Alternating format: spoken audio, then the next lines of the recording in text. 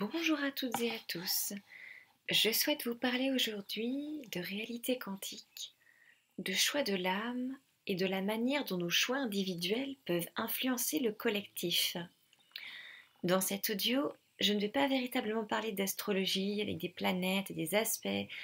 Pour autant, en cette veille de nouvelle lune en taureau conjointe à Uranus, j'aimerais parler du ou des mondes que nous bâtissons et de notre petite part de colibri, de nos merveilleux pouvoirs énergétiques aussi. Alors, en tout temps, différents espaces quantiques, différentes réalités vibratoires coexistent. Selon notre niveau vibratoire, on vit dans une réalité. Et même si l'on est constamment co-créateur de sa réalité à chaque instant, on reste souvent dans une tranche vibratoire où se concentre un bouquet d'énergie, rendant notre monde tel que l'on en fait l'expérience. Voilà. Depuis 2012, c'est comme si les mondes faisaient état d'une porosité accrue. Nous sommes de plus en plus nombreux à percevoir la multiplicité des mondes et à ressentir un faisceau vibratoire plus élargi. De telle sorte que certains se disent « Mais pourquoi devrais-je accepter une réalité qui ne me convient pas alors que je perçois très nettement une autre qui me convient beaucoup mieux ?» Voilà, donc tout ça, ça se fait petit à petit depuis 2012, mais ça monte crescendo, la Terre monte en vibration. Et depuis un an environ, l'ascension est fulgurante. Et bien sûr, ce n'est pas fini. Cette montée vibratoire nous expose tous à différentes réalités. Parfois, nous faisons l'expérience d'une seule réalité, mais alors à fond, car vibratoirement, cela est en résonance avec nos croyances, nos blessures, et nous sommes convaincus qu'il n'en existe pas d'autre à côté. Voilà, donc là, en ce moment, le fait de nous retrouver chez nous, confinés, d'être beaucoup moins en lien avec la réalité telle qu'elle a été instituée, eh bien, nous dérivons, tels des coqs sur une mer, vers la réalité qui nous parle le plus. Pour les personnes qui perçoivent un panel assez large de réalités, c'est d'ailleurs assez éprouvant, hein. On a un peu l'impression de devenir fou par moment, voilà. Mais c'est juste qu'on a un champ de perception qui est large, voilà.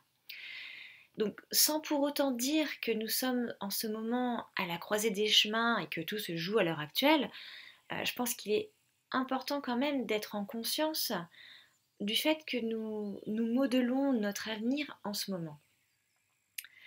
Nous sommes un petit peu quand même à un moment clé, voilà. Donc, passer du temps à réagir émotionnellement sur les horreurs qui se déroulent ou qui se préparent, c'est compréhensible. Mais déjà, ça ne fait que renforcer ces horreurs. Ça ne fait que nourrir leurs égrégores. Alors, même si on pense les dénoncer et informer ses proches des injustices en cours ou à venir, voilà, le problème, c'est que cette réaction émotionnelle vient cristalliser dans la matière des choses qui n'ont pas encore de réalité, mais en auront bientôt, à force de renforcer leur énergie, leurs égrégores. Donc, une fois de plus, je soutiens que c'est en se remettant à notre intériorité que nous trouverons la voie et que nous pourrons établir le monde magnifique auquel beaucoup d'entre nous aspirent. Donc redirigeons l'énergie à l'intérieur. Énergétiquement, nous influons sur l'avenir en nous élevant à la vibration du monde que nous choisissons. Et si nous sommes suffisamment nombreux, alors c'est cette réalité qui se réalisera. À ce propos, je vous lis un extrait de l'ouvrage d'Alexander Ruperti, La roue de l'expérience individuelle, qui me semble être la base, enfin en tout cas le bout de la pelote afin de faire évoluer les choses. L'astrologue prend toujours le moment du premier souffle comme point de départ d'une vie individuelle parce que respirer est le premier acte indépendant de l'enfant et parce que c'est par le souffle que l'individu entre en rapport avec le monde ambiant. Les yogis nous enseignent d'ailleurs qu'en individualisant le rythme du souffle, l'homme se spiritualise. La façon de respirer peut aussi indiquer À quel niveau opère l'ipséité de la personne? La plupart des gens ne respirent pas consciemment. Le souffle est tout juste suffisant pour garantir dans le corps les échanges nécessaires à la vie. Il y a une respiration instinctive dont le rythme est lié au nombre de battements du cœur. Le yoga nous enseigne qu'il y a un rythme respiratoire propre à chaque émotion, de sorte qu'en changeant ce rythme volontairement, on peut changer l'émotion. Aussi longtemps qu'une personne respire selon un rythme instinctif conditionné par le sang et le rythme cardiaque, elle vit au niveau biologique et socio-culturel. C'est un être humain qui ne possède qu'une identité sociale et qui est structuré par un ego. Elle tire son sens d'ipséité de sa famille, de l'hérédité particulière, de l'endroit où elle vit, avec ses traditions, sa religion, sa façon de se comporter. Ce sont ces différentes possessions qui lui procurent un sens d'ipséité. Mon pays, ma famille, mon foyer, mon mari, ma femme, etc. À la place d'une conscience d'ipséité véritable, il y a un ego formé par les circonstances de la vie, ego qui lutte pour se maintenir face aux pressions diverses exercées par d'autres égos et par les valeurs culturelles adoptées par sa communauté, d'où la loi du plus fort et la crampe du conscient dont parlait Jung. On est donc une expression d'automatisme ratio, biologique, collectif.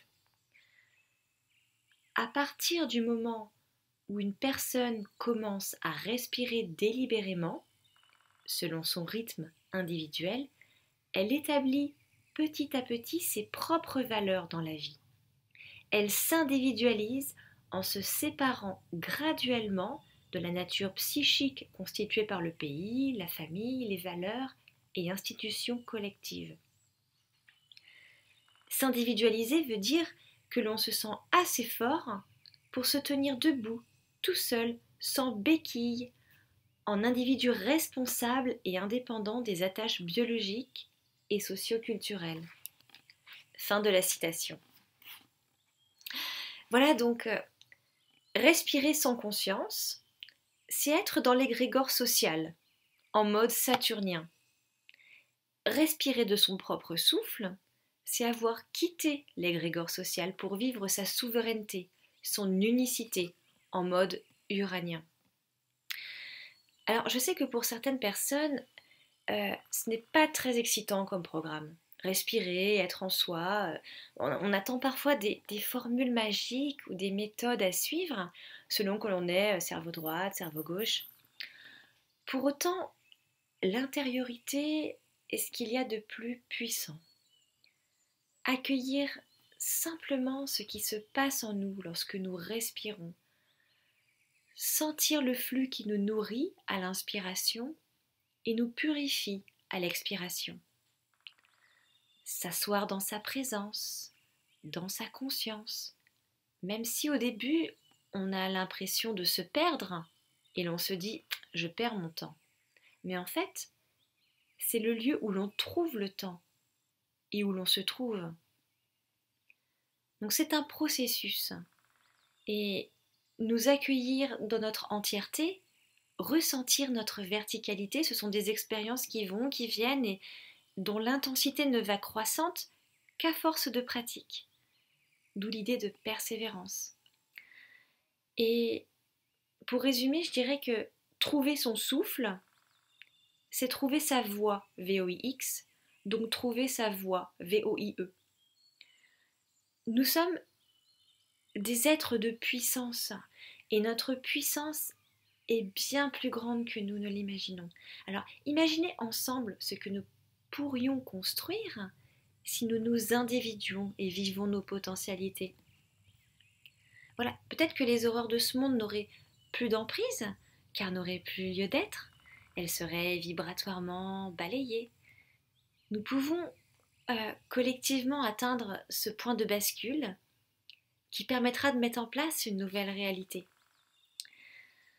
Voilà, donc seuls des êtres individués qui sont allés au fond d'eux-mêmes peuvent construire en conscience une société qui n'a pas peur de se confronter aux défis qui nous font face. Et ils sont nombreux, parce que vivre pleinement dans les valeurs du Verseau, c'est pas ce que nous avons appris, c'est pas ce pourquoi nous avons été conditionnés. Donc ici, la confiance est la clé. Mais comment faire confiance aux autres si l'on ne se fait pas confiance à soi-même? Et c'est la raison pour laquelle être dans son souffle est si primordial. Parce que le souffle, notre propre souffle, quand il est aligné, est-ce qu'il nous donne accès alors à nos peurs, à nos écueils, mais aussi et surtout à la force intérieure, à la confiance en nous, à notre conscience que nous sommes uniques et forts et souverains. Voilà, donc c'est cette confiance en nous qui nous permet de nous lier aux autres et leur faire confiance. Et je pense que la confiance est la base de la construction du monde. Ainsi, donc nous pourrons mettre en avant un nouveau paradigme où la solidarité, l'amour, l'entraide, la tolérance, la création seraient la base. Alors, c'est des grands concepts là qui nous semblent un peu loin parfois. Comme je le disais dans un de mes récents écrits, l'humain est souvent imparfait, bancal et perverti, mais il a une capacité extraordinaire d'évolution. Et c'est peut-être plus vers cela qu'il faut se concentrer. Alors même si ça heurte notre ego de prendre conscience que tout le positif ne se mesurera pas à l'échelle d'une vie humaine, hein, voilà. Mais fondamentalement, je crois que tout reste à faire. Nous sommes des enfants dans cette nouveauté. Et il nous faudra construire avec l'humilité de ceux qui savent qu'ils ne savent pas et la persévérance de ceux qui se relèvent à chaque échec. Voilà, donc le courage serait peut-être de croire qu'un autre monde est possible et de faire tout en soi pour accoucher de ce monde. Voilà, alors je fais le choix de respirer. Et vous? Je vous souhaite un beau voyage intérieur. À bientôt dans une nouvelle dimension.